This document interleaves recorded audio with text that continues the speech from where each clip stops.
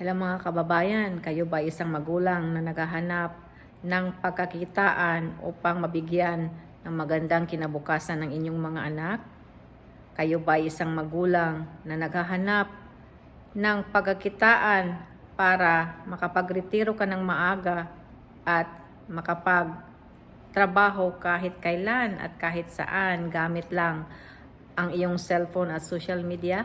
Ako nga po pala si Divina Jaime, originally from Cebu, Philippines. Nandito na ngayon nakatira sa Edmonton, Alberta, Canada. Mga kababayan, may gusto lang po sana akong ibahagi sa inyo ang online digital business na nakapagbabago na sa buhay ko at sa aking pamilya at sa libo-libong mga negosyante na gumagawa ng negosyong ito. Ang negosyong ito, mga kaibigan, ay ang online digital business.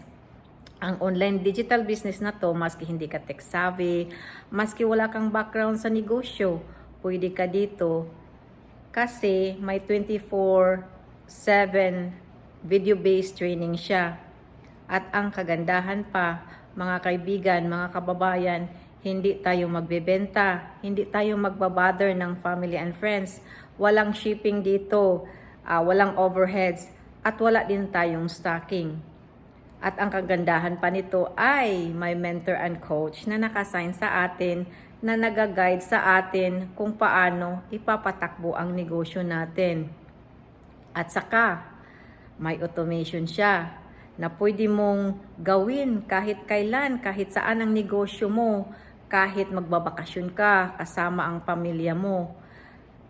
At ang kagandahan pa nito, may tulong tayo galing sa mga negosyante, galing sa komunidad ng mga negosyante. Tinuturo nila sa atin yung technique nila kung paano sila naging successful sa negosyong ito. At ang negosyong ito ay legit. Nagbabayad din tayo ng tax.